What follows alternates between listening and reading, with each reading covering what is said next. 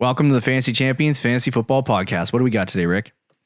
We got our Week 10 starts and sits.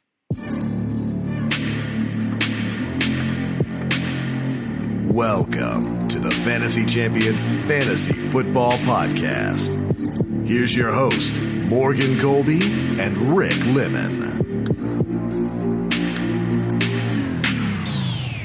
Welcome to the Fantasy Champions Fantasy Football Podcast. Wait, you said that real smooth this week, huh? Real smooth. Welcome to the Fantasy Just like my Champions. Week 10 matchups. I'm kind of there you go. pissed I lost to go 6-3 in our staff league Oh, yeah. this week. And I'm dominating, but now I'm like second place and I'm not really happy about it. Just wait until Nick Chubb comes back. I'm coming for you. Yeah, right, dude.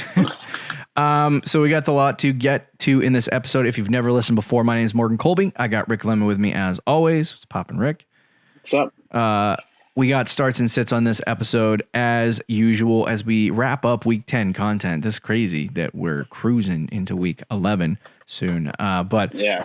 before we jump into our starts and sits for the week, check out our website, thefantasychampions.com. Follow us on Twitter at @TheFFChamps, on Instagram at @TheFantasyChampions.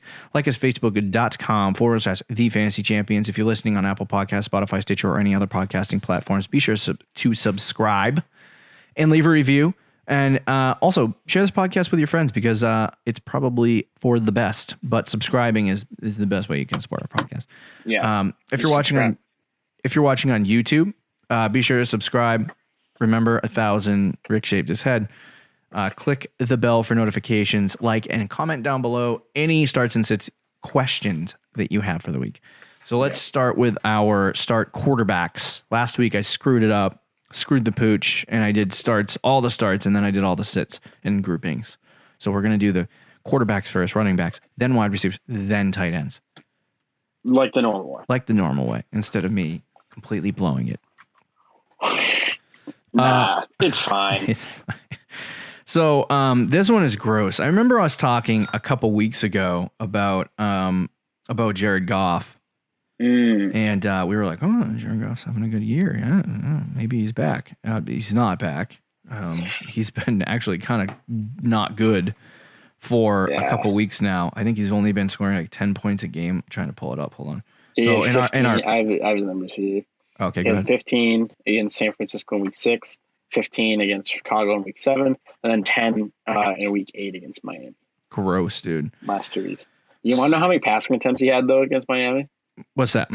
61. And he still only had 10 fantasy points. Good Lord. I saw that, and I saw that number like rising as the game went along, and I'm like, what are the Rams doing? If you told me he had 61 passes before the week started, I would have been like, okay, yeah, definitely had 30 points. Yeah, for sure. But No, I guess not. So he must have turned the ball over at least 3 times. he had 2 interceptions, and I'm sure he probably fumbled. I'm sure this instills confidence in anyone that is listening to the show and is like, oh, should I start Goff? They're like, wait, this is your start of the week? Yeah, this is your start of the week at quarterback. Are you sure you want to say that? Yeah, so he started off the season not great against Dallas, and then he had 23 against Philly, 28 against Buffalo, 24 against Washington, and then 2 11-point games. And so it looked like he was a guy that could have some decent games against decent matchups. But like Rick said, the last couple weeks, 15, 15, and 10 has just been god awful. And then going into the bye. So coming out of the bye, the Seattle Seahawks, they just are not very good at stopping quarterbacks. Their defense is not very good, and they give up 27.5 fantasy points to the quarterback position every single game. So this is a week where, Goff may not put up 27 or 28, or I think last week Josh Allen had like 30-something, 39. Yep. He's not going to do that, but he can get you 20 to 25, I think. And I think that's a safe start for the week, especially if he is a solid streaming option in leagues that have one quarterback. You know what I mean? And he's started, obviously he's startable if you have him on your fantasy team in a dynasty league or a super flex league. So I would definitely start him this week against Seattle. Yeah, I mean, so even though he's been really bad the last few weeks, he has played very tough matchups: San Francisco, Chicago, Miami. So it hasn't been that easy, and he has like upside on a week-to-week basis because when he has been good this year, he's been really good. He had pretty much 3 weeks this season where he scored at least 23.9 points. Yeah. So pretty much just 24 points, which is very, very, very solid in regular 4-point touchdown leagues. So I think he's very, very capable of getting another like 23, 24-point week against a Seattle team that has really just struggled against quarterbacks all season in passing the football. I mean, in week 2, Cam Newton like threw for like 400 yards against them. So like, and Cam Newton's been decent this year, just throwing the football. Yeah. It hasn't been great. So like, I think Jared Goff can very easily be efficient. The only concern with Goff for me is he's just such a wild card because he's either going to get you like 12 points. Yeah, he'll either have a really good game or like 25. You just throw up all over the place. I think that comes with starting Goff. Mm-hmm. Like if you make the projection, we're just going to stick to it. We're not going to really be like doubtful of it. Yeah. I think this is a week where he gets 25. Yeah. If Cam Newton can go out and throw 400 passing yards, I think that Jared Goff could probably have a good game, especially if he throws 61 passing attempts in this game. Home, like it just feels like a game where Goff can do his thing. Yeah, agreed. At the quarterback position for our sits of the week, we have Kirk Cousins against Chicago. Kirk Cousins has not been that great this year, but he's had some good games against good matchups. If you do have him on your fantasy team and you're contemplating starting him, just like we had a person in our league, I played him this week, started Phillip Rivers against Baltimore. I wasn't saying anything. I wasn't going to text him and be like, bro, you're an idiot. But I just let it see itself through the door, 5 fantasy points total. And I won my fantasy week just on that. But Kirk Cousins is one of those guys that he had 20 points against Detroit last week, didn't do too bad, but he's had some games, generally speaking, when they're not winning, that he can put up some fantasy point totals. This week they're playing Chicago. And while it might be a closer game, it's going to be a game where they're probably going to use Dalvin Cook a lot. It's just going to be a run battle for both teams. But don't say that. Allen Robinson needs a good week. Well, we'll see. But anyway, but against Chicago is, I think, he's top 3 in fantasy points given up. Not in fantasy points not given up, I guess I should say. They actually, they're number 2, 15.4 fantasy points a game to the quarterback position. When you have a quarterback in Kirk Cousins who barely gets over 13 on a given week, that's not a good matchup. That's not a good start for you. So if you were contemplating starting Kirk Cousins, I feel like this is an easy one, but sit him against Chicago. Yeah, I mean, my feelings about Kirk Cousins. And I said this before the show. He makes this list too much. When you put him on the list and you're like, do you like this? I'm like, hey, anytime Kirk Cousins is on the sit, Rick's got it. I'm happy. He's all for it. But it's a valid reason. Cousins has struggled, like against good defenses this year. He has really struggled. And now there are some cases where they're trailing a lot and he'll get some trash time points, like against Atlanta, where I think he had 3 interceptions in the first half, but he still got 26 fantasy points because I think he threw 3 touchdowns in like the fourth quarter. So like stuff like that will happen. But like this year, like against the Colts, he had 1 fantasy point. Against Green Bay, the second time he had 10 fantasy points. So against the Chicago defense in Chicago, I just don't think he's going to get sacked a lot in this game. They're going to try to get Dalvin Cook involved. He might get some trash time points, but I don't think it's going to be enough. I think it's probably going to be like a 13, 14-point week for Kirk Cousins. I just would not start him. I think there's much better options out there, like Jared Goff. Agreed. Tell us the running back start of the week. We got Antonio Gibson. You also said or J.D. McKissick. Yeah, it's because Gibson missed practice Wednesday. Oh, okay. So if Gibson has a shoulder problem, he was on the practice field, a separate one, so he didn't practice with the first team. He just was working out on the side field. So. I didn't see that, so that makes sense. Then, so if Gibson's out, then I'm not a complete moron. If Gibson is in, then yes, Antonio Gibson is the start of the week. He's been really good all year, especially lately. I think he's kind of controlled that running back spot, and he's playing Detroit this week that has just been awful on defense, and they've struggled against the running back position. And if Alex Smith starts, I mean, I know he didn't have. I think he only had 3 targets this week against the Giants. Right. But I would not be surprised if Alex Smith starts that Antonio Gibson could get like 6-7 targets this week. Considering just how Alex Smith's play style is. Mm-hmm. And if he can do that with like 10, 15, maybe even 20 carries, like he could have a really big week this week. Yeah. The big issue with Gibson. So here's the issue. It depends on how good Detroit is offensively. Now, Matt Stafford is playing, correct? He's good. I know he was on COVID IR, and then he played this Sunday, and he did. Yeah, he still played, but he did have a concussion. Yeah, so he had a concussion, so keep an eye on that. But this is going to be a game that.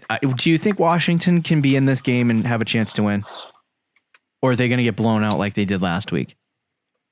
I think it's a game that they have a chance to win. I don't know if they will. Okay, but like, do you think they're going to be in territory of being blown out? I don't think they'll be blown out. Okay, no. So last week, the Washington Redskins, Washington football team. I was like thinking about not saying Redskins, and then I said it. And it made you say it. It was just like whatever. So, but Washington was getting blown out before halftime, and so McKissick was on the field for a majority of the game, getting pass catching work, which I don't understand because Gibson was a wide receiver in college. But they put McKissick out there for passing down. So if that's what Gibson's role is going to be, while you have J.D. McKissick on the team, then you're going to have a situation where Gibson's not going to be able to produce as many fantasy points as you would like. But he still gets 5 targets a game, roughly, maybe 4 to 5, which is good. It's just a matter of if it's close, then Gibson can probably have a really good game rushing the football. And we saw him against, I believe it was, hold on one second. My app is freezing. He had a good game against before the bye week where he had 6.8 yards a carry on 20 carries. Are we talking about Gibson? Yes, Gibson. Yes, against Dallas. It was against Dallas. My app froze, so that's a great time for me trying to pull up stats. But anyway, yeah, so he had a really good game that week. If he gets like 18 carries and then 4 catches, he could have a really good week. And Detroit is one of the worst rush defenses in the NFL. So I would comfortably start Antonio Gibson this week. Yeah, Detroit ranks 32nd against running backs this season. Disgusting. So yeah, I would comfortably start him this week. But the reason why McKissick is also a part of this list is because if Gibson is forced to miss time, McKissick's going to get a lot of pass catching work as well as a lot of rushing work. They might saddle up Peyton Barber for some more work as well, but I think Gibson's probably a safe bet if he plays, and McKissick's a safe bet if Gibson does not. So that's what I would say there. Yeah, I'm in agreement. Our week 10 sit at the running back position is another 2-for-1 here. Raheem Mostert / Jerick McKinnon. So Mostert right now is on track to possibly. He got ruled out. He did? I forgot to tell you this, but yeah, he got ruled out. Okay, all right, good. I was waiting for the news on that, and I guess that is that. McKinnon, do not start McKinnon against New Orleans. I was gonna say if Mostert was playing, don't sit him. But I guess you could say both, because either way, you probably shouldn't be starting a guy against New Orleans. New Orleans rush defense has been relatively good this year. I think that might be because maybe New Orleans offense is good. Does that correlate to the running back position? Maybe. I mean, their rush defense, I think they just have a really good front. Their rush defense has been good the last few years anyway. Yeah. So I think they just have some good players up front. Okay. But they've given up 13 fantasy points a game to the running back position, and a team that usually goes by committee, going up against one of the tougher run defenses in the NFL. I would suspect that that's not going to be a great week for those guys. So I would sit anybody for the 49ers in terms of the running back position. Yeah, I mean, that's the thing too with McKinnon.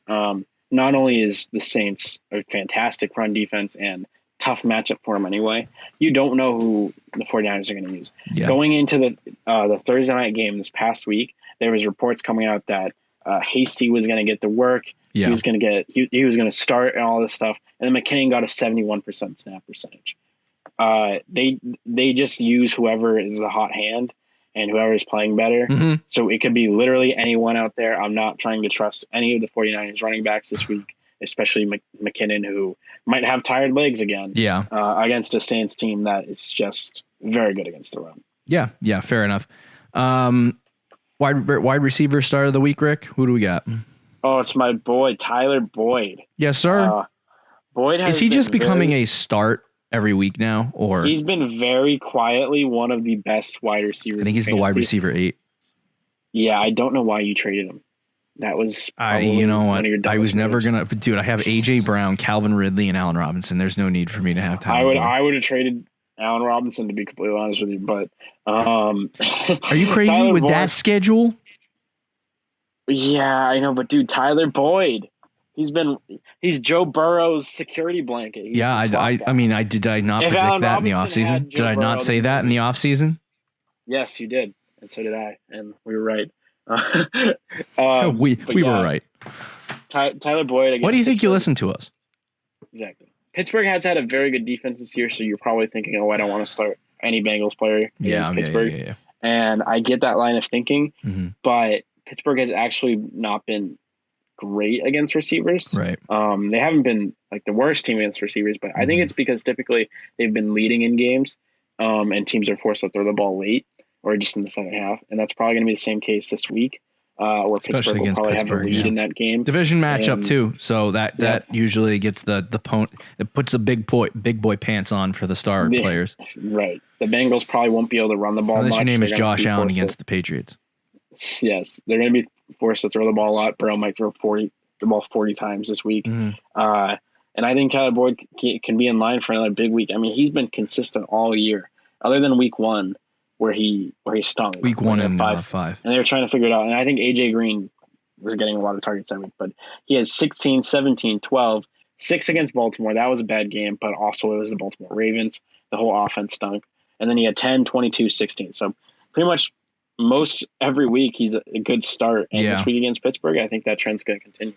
Yeah, the amazing thing for Tyler Boyd is that right now he is the wide receiver 13. I'll correct myself in half PPR. Coming off a bye. So that's why he was wide receiver 8 through the first 8 weeks in the season. But he's only scored 3 touchdowns, 3 passing touchdowns, or 3 receiving touchdowns, I should say. Which is incredible considering how efficient he has been this year. Like he had 17 fantasy points against Philadelphia in week 3, didn't score a touchdown. He had 13 targets, 10 catches for 125 yards. I mean, that's really, really good stuff from Tyler Boyd. And I would think that's going to continue. He's on a streak of touchdowns in the last couple weeks. So if he, gets to 8 or 9 touchdowns this year, I think he could definitely finish as a top. I want to say definitely a top 15, but a top 10 wide receiver, which is good news for Boyd. And as the thing that's exciting for 2021 is that as Joe Burrow improves, I think that so too does Tyler Boyd. But anyway, against Pittsburgh, it's a great matchup because that defense is going to give up a lot of fantasy points through the air. And you see it as a situation where Pittsburgh is pretty, they're a pretty good football team. So they're going to score a lot of points. Right. If Big Ben plays, I think he's on IR. So it could be COVID IR. But I don't know if that he was, I guess, we'll talk about it tomorrow. But he might have coronavirus. So anyway, I would start Tyler Boyd this week against Pittsburgh. Let's talk about Christian Kirk real quick. So we talked about on our trade show to trade away Christian Kirk. Is that correct? Yes. So the reason why you want to trade away Christian Kirk is because his schedule does not get easier from here on out, and he plays Buffalo this week. Buffalo has one of the best pass defenses in the NFL. Now, I do think that their starting corner is probably going to be on, was it Tre'Davious White? Yes. He's probably going to be on Hopkins. So that does pull a little bit off of Christian Kirk in terms of production, but I think that they just don't give up that many fantasy points to the wide receiver position. So it's going to be a tough week for Kirk, I think. Either that or he'll just go off and Hopkins will have a bad week. So one of them is going to have a good week. Yeah, I'm not too concerned about Buffalo's pass defense. I mean, if White's on him, then obviously I think that changes things. Yeah. But I just don't think – I think this might be the week where the efficiency stops with Kirk. Last 3 weeks, he's been – even last 4 weeks. He's been really, really solid. He's gotten double-digit fantasy points. He's got 20, 18, 21 against Dallas, Seattle, and Miami. But he hasn't, like, in the game against Dallas, he had 2 catches and 3 targets. And he had 21 fantasy points because he had that one massive play, I think, in the third quarter. And then, like, last 2 weeks, he had 2 touchdowns against Seattle. He only had 5 catches for 37 yards. Wow. And then this past week, it was this was probably his best game against Miami because he had 8 targets, 5 catches for 123 yards. But again, it was one massive play where he got, I think, like a 50-yard touchdown. Yeah. So if that doesn't happen again this week against Buffalo, he's probably going to be in line for something like 4 catches for like 40 yards, which is fine, but it's not something that you're really trying to start. Okay, fair enough. I'll have you do the start tight end, and then I'll do the sit tight end. You got a minute. Oh, wow. Okay, Robert Tonyan. Start of the week. Tonyan, whatever, dude. Whatever, dude. Yin Yang. Yin Yang, Yin Yang. Exactly. Robert Tonyan, whatever, is up against the Jacksonville Jaguars this week. They rank 19th. I'm sure Tonyan cares. Yeah. How you say his last name. I think he was our sit of the week last week at tight end. He got 1 fantasy point. So this week we're telling you to do the opposite because it's a very good matchup. They're probably going to try to get him more involved this week, and he's kind of been good, bad all year. Yeah. And in a bad matchup, he has 1 fantasy point. In a good matchup, I could easily see him getting like 10 points this week. He might get an increased target share because that 1 target for 1 catch was just gross. But yeah, against a Jacksonville team that struggled against tight ends, I think it's not a bad play. Yeah, Jacksonville gives up 11 fantasy points a game to tight ends, which ranks number 3 in the league, and at wide receiver, they give up 25 a game. So if he really, I mean, I don't know if Lazard comes back this week or not. Did you reference that? I didn't reference it because I'm not 100% sure. Okay, I don't know if he does. But if he does, then that obviously I think that'll blunt Tonyan a little bit, or it'll help Tonyan because it pulls pressure off him. But he should have a good week this week. Tight end, Jonnu Smith. Really quickly, he's facing Indianapolis. It's as simple as that. But the hard part about Jonnu is that he is very good. And I had this situation, I think, last week when Detroit played Indianapolis, or maybe it was 2 weeks ago. And yeah, it was 2 weeks ago. Detroit played Indianapolis. I sat Hawk in our home league because I was like, no way. I'm not falling into this trap, Hawk. Well, and then he scored. He got 10 targets, 7 receptions, and he scored like 14 fantasy points. Thanks a lot, Hawk. Thanks a lot, Detroit, for targeting him the most against one of the hardest matchups.